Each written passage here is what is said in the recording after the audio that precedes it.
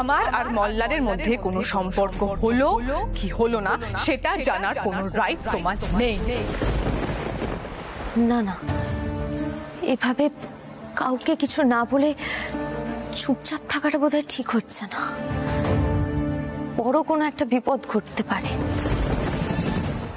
যদি ওস্তাদজিকে কিছু বলি তাহলে তো আরো মুশকিল হয়ে যাবে, উনি চটে যাবেন। তাহলে কি গুরুজিকে একবার বলবো? না, গুরুজি শুনলে যদি আবার বড় ম্যাডামকে বলে দেন তাহলে তো পুরো বিষয়টাই উল্টো হয়ে যাবে। আমি কি যে করব কিছুই বুঝতে পারছি না। কি করা উচিত কে জানে।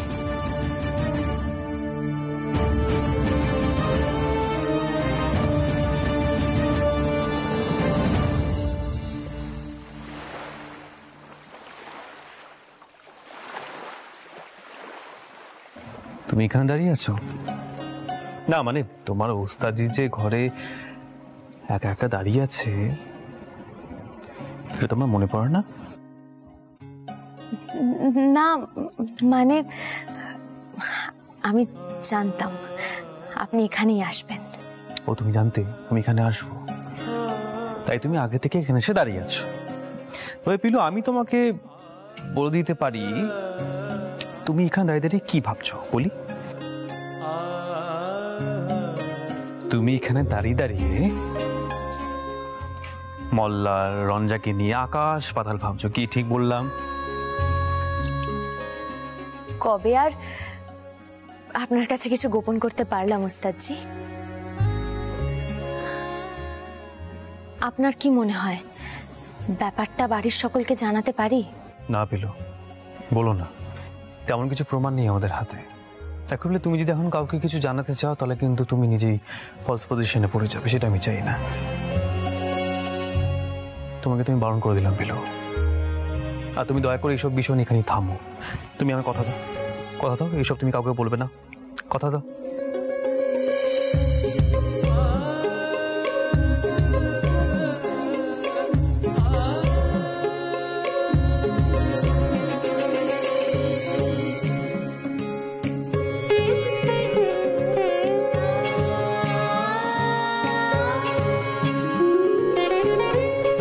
আমি কথা দিচ্ছি ওস্তাদজি, আমি বাড়িতে কাউকে কিচ্ছু বলবো না। তাই সই। পিলু, তুমি আমাকে পাগল করে দেবে জানো তো। তুমি এখন কাউকে কিছু বলতে চেও না প্লিজ। দেখো পিলু, আমি চাই না তোমার কোনো রকম অসম্মান হোক। কেউ তোমাকে অযথা কথা শোনাক সেটা আমি চাই না, আমার ভালো লাগবে না পিলু, তাই বলছি। জানি ওস্তাদজি, আমি কাউকে বলবো না।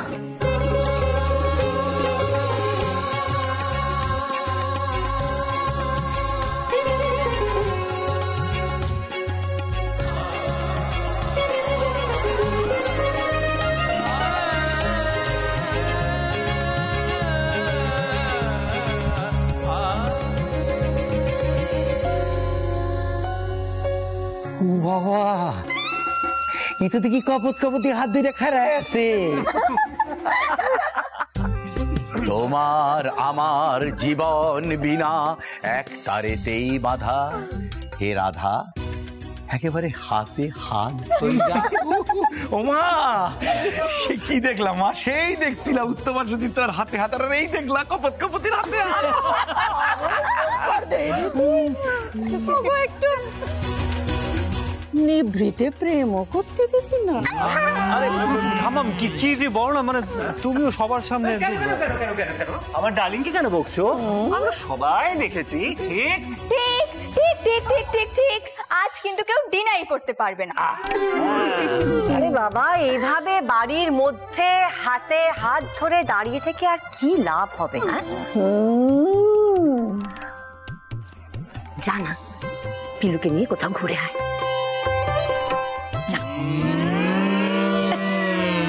কিন্তু এখন কথা আছে, কথাখানি থেকে পিলু রানীরে কি এত সহজে আমরা ছাড়বো নাকি আহিরে আমরা এত সহজে ছাড়তে পারি? আমরা বরং দাদা দাদা ছোটকা কি করছো কি? আবার আবার গুরুজি কেন?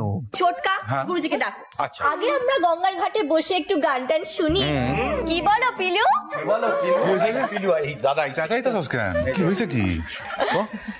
এইটা আমাদের গঙ্গার ঘাট, এইখানে ওই আমাদের আহির আর এই আমাদের পিলু, দুইজনে খাড়াইয়া খাড়াইয়া। হ্যাঁ তো কি বল? আরে ছোটকা মানে কেন এসব কথা এখন তুলছো গুরুজির সামনে বলো তো? যেটুখানি কইলাম তোমারে হাফ কইলাম। ধর এলো, পালানো যাবে না একদম।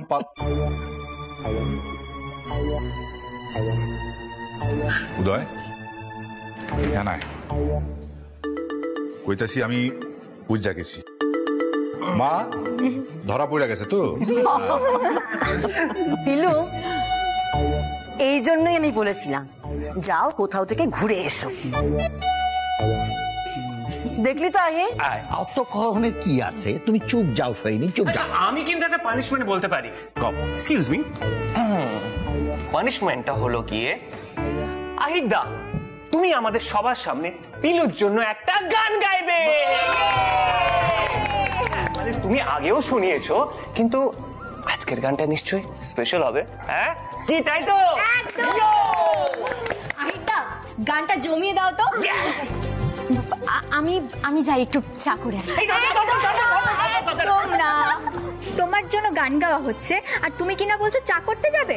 একদম না। হ্যাঁ, চা খাওয়া আমরা ছাইরা দিছি কবে। ও এরে কয় পেটে ক্ষুধা মুখে লাজ।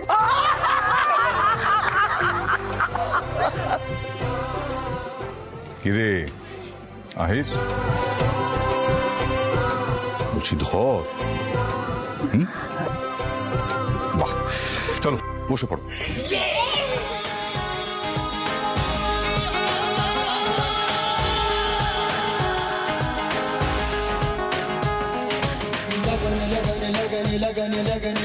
लग गई है तुमसे मेरी लगन लगी,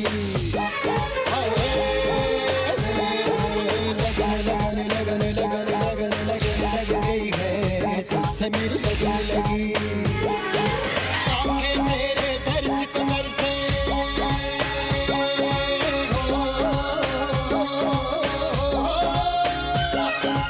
आंखें तेरे दर्द को नरसे, याद में तेरी नैना बरसे, होठों पे है नाम तेरा, सांसों में है नाम तेरा, हो मेरा दिल गया गया गया गया, लगन लगन लगन लगन लगन लगन लग गई है तुमसे मेरी लगन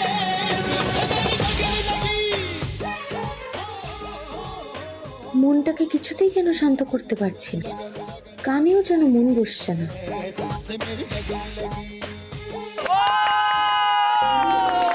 আহিদা আহিদা আহিদা আহিদা আহিদা আহিদা আহিদা।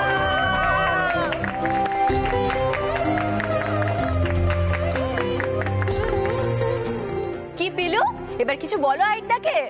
হ্যাঁ পিলু বলো কিছু, ভালো না মন্দ তোমার কেমন লাগছে, এই মুহূর্তে তোমার কি মনে হচ্ছে, সবটা জানাও তোমার ওস্তাদজিকে।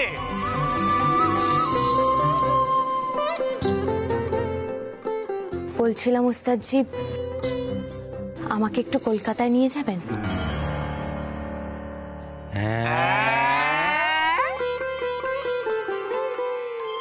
আরে বাবা, ছুরি তো বল ফুটছে, মুখে কথা আইছে। আইর আর খাড়ায় আছো কেন? খপ করে হাত কান্না ধইরা একবারে কলকাতা ঘুরে নিয়ে আসো, বউয়ের আবদার মিটাও। যাই, দুজনে মিলে একটু ঘুরে আয়। আর তেমন হলে আজ রাতে ফিরতে হবে না, আনন্দ করে আসা।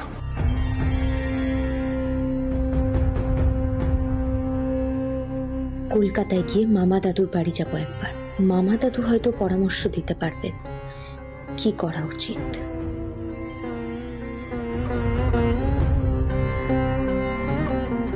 লজ্জা পেয়ে গেছে।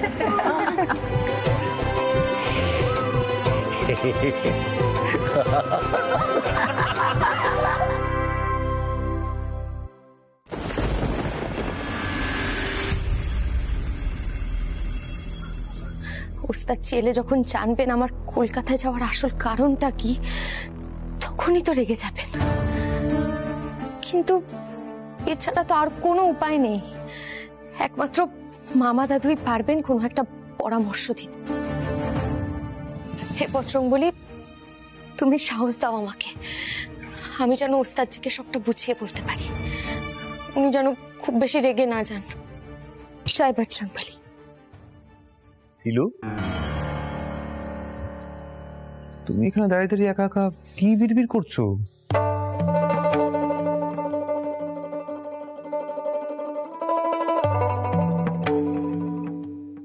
ওস্তাদজি, বলছিলাম আমরা একবার মামা দাদুর বাড়িতে যেতে পারি?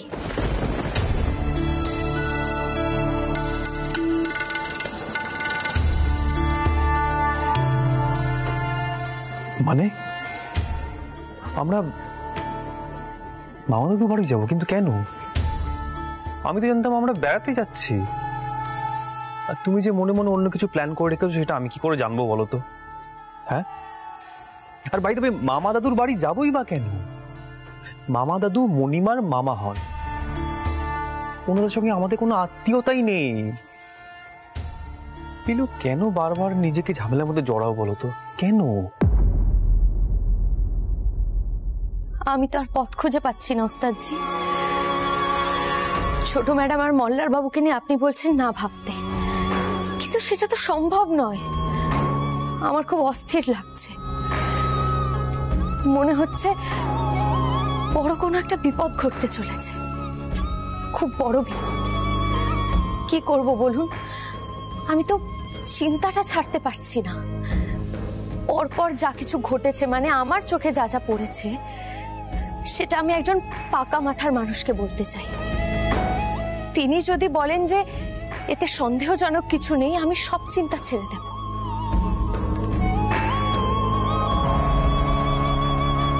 ওস্তাদজি, মোল্লার বাবু যে খুব খারাপ মানুষ এ বিষয়ে আমার এতটুকুও সন্দেহ নেই, কিন্তু সেই খারাপ মানুষটা যে কতটা ক্ষতি করেছে বা আদৌ কোনো ক্ষতি করেছে কিনা সেটা জানার তো উচিত, তাই না? তুমি যে বলছো মামা দাদুকে সবটা জানাবে, উনি তো পরক্ষণেই মণিমাকে সবটা বলে দেবে।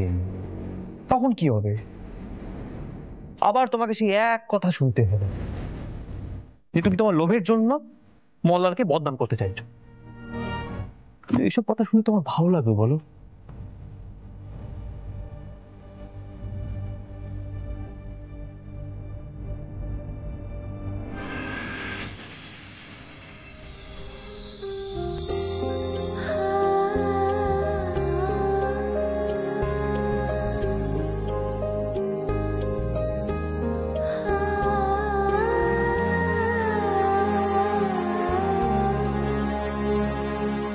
আমাকে ক্ষমা করুন ওস্তাদজি, আমি জানি আমাকে কেউ কিছু বললে আপনার কষ্ট হয়, সেটা আমার সৌভাগ্য। কিন্তু ওস্তাদজি, আমার অপমান, আপনার কথা শোনা, এই সব কিছুর থেকে অনেক বড় এটা জানা যে এই পরিবারে কি বিপদ আসতে চলেছে। বিশ্বাস করুন ওস্তাদজি, বড় ম্যাডাম ছোট ম্যাডাম আমাকে শত্রু ভাবলেও আমি ভাবি না। এটা আমার মায়ের শিক্ষা। ছোট ম্যাডাম তো আমারই বোন, হোক না সৎ বোন, কিন্তু নিজেরই তো। আমি কাউকে বিপদে ঠেলে দিতে পারবো না।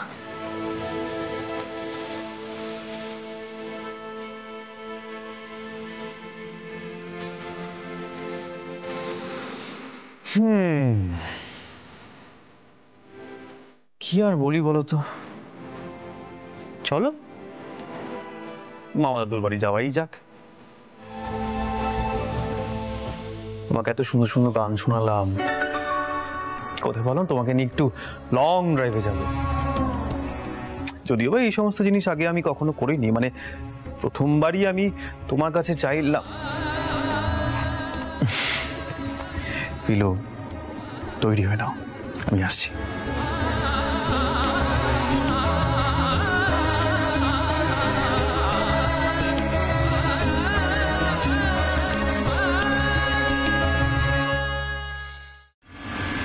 মা তুমি আমার সঙ্গে একটু এসো মা, তোমার সঙ্গে আমার একটা ইম্পর্টেন্ট কথা আছে মা। কি কি বলো বলো।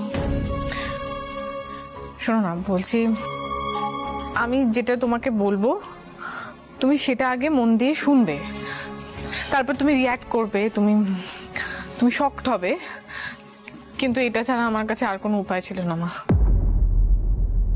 মানে কি করেছো রঞ্জা? মা মা আমি রেজিস্ট্রি ম্যারেজ করেছি।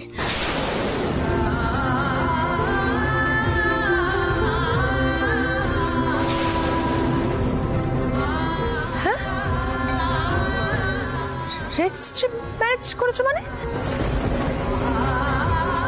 আমি বুঝতে পারছি না রঞ্জা, রেজিস্ট্রি করেছো মানে কি? তুমি পরিষ্কার করে পুরোটা বলো। মা মা মা তুমি প্লিজ আমার কথাটা একবার শোনো একটু। আমি আর মল্লা দুজনকে খুব ভালোবাসি, আর তুমি তো জানোই যে বাবা মল্লারকে একদম পছন্দ করে না। সবাই মল্লারের নামে এমন বলে রেখেছে বাবাকে, বাবা তো কোনোদিনও এই বিয়েটা মেনে নিত না, আর তুমিও বাবার এগেনস্টে যেতে পারতে না আমার বিষয়ে। তাই তাই তাই আমরা রেজিস্ট্রি ম্যারেজটা করে ফেলেছি। মা প্লিজ প্লিজ প্লিজ মা প্লিজ প্লিজ তুমি মেনে নাও, আমি সত্যি মল্লারকে ভালোবাসি।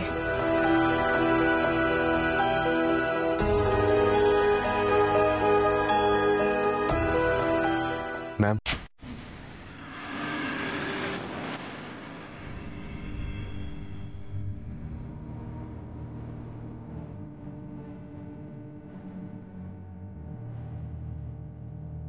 ম্যাম আপনি রঞ্জাকে কিচ্ছু বলবেন না, যা বলার আমাকে বলুন। ও রেজিস্ট্রি করতে চাইনি, আমি ওকে জোর করেছি। আমাকে একবার বলা যেত না? না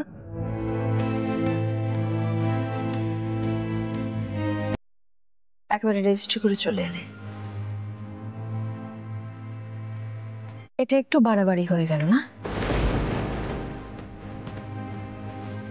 কি করবো ম্যাম, আমি কোনো ঝুঁকি নিতে পারিনি। গুরুজি আমাকে পছন্দ করেন না, যদি শুনতেন আমরা একে অপরকে ভালোবাসি আরো চটে যেতেন। আমি রঞ্জাকে ছাড়া থাকতে পারবো না ম্যাম, বিশ্বাস করুন আমি ওকে খুব ভালো রাখবো।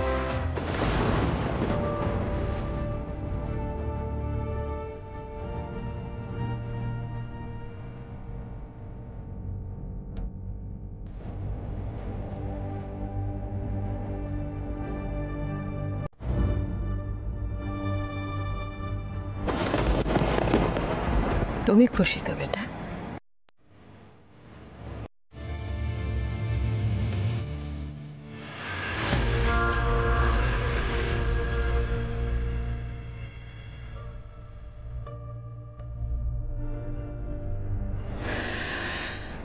বেশ, তাহলে আমাকে সব সামলাতে হবে।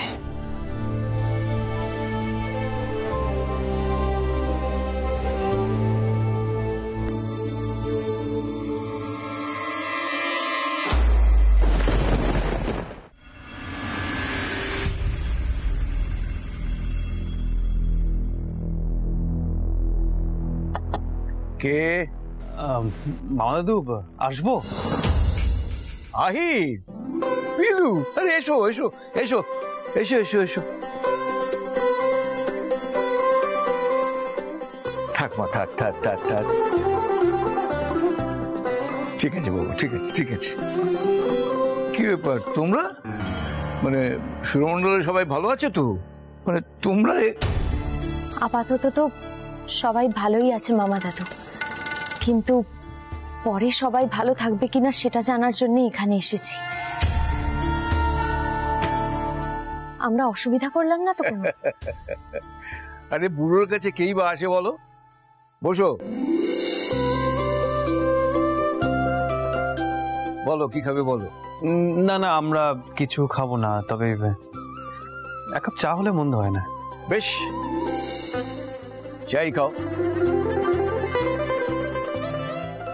আসলে মামা দাদু ইদানিং বাড়িতে এমন এমন ঘটনা ঘটছে, যেটা দেখে পিলুর মনে হচ্ছে বড় কোনো বিপদ হতে পারে। তবে সেই বিষয়ে আমাদের হাতে তেমন কোনো প্রমাণ নেই, তাও আপনার সঙ্গে একটু পরামর্শ করতে চাইল। পিলু, তুমি যে বুদ্ধিমতী মেয়ে সে পরিচয় আমি পেয়েছি। অন্য যে কেউ হলে নিজের পরিচয় জানিয়ে দিয়ে অধিকার দাবি করত, কিন্তু তুমি আদিত্যের মেয়ে এটা জানার পরেও সবটা গোপন করে রেখেছিলে সংসারের শান্তি বজায় রাখার জন্য। তোমার মতো মেয়ে যখন এত দূর ছুটে এসেছে তখন নিশ্চয়ই গুরুতর কিছু একটা ঘটেছে। তুমি সবটা বলবে, কিচ্ছু বাদ দেবে না। বল। মামা দাদু, বড় ম্যাডামের না মাথার ঠিক নেই। সবে থেকে উনি আমার আসল পরিচয়টা জানতে পেরেছেন, ওনার না কোনো জ্ঞান নেই। উনি বুঝতে পারছেন না কাকে বিশ্বাস করবেন আর কাকে বিশ্বাস করবেন না। উনি সব বোধ বুদ্ধি হারিয়ে ফেলেছেন, আর ছোট ম্যাডামও সেই পথেই হাঁটছেন। মল্লার রায় চৌধুরী বলে একজন সুরমণ্ডলে এসেছেন, তিনি না একদম ভালো লোক নন মামা দাদু, একদম ভালো লোক নন। ইয়ে পিলু, এক মিনিট, একটু আস্তে আস্তে বলো। মামা দাদু তো কিছু বুঝে উঠতে পারবেন না। আমি বলছি আসলে মণিমা মল্লারকে সুরমণ্ডলে নিয়ে আসে আমায় জব্দ করার জন্য।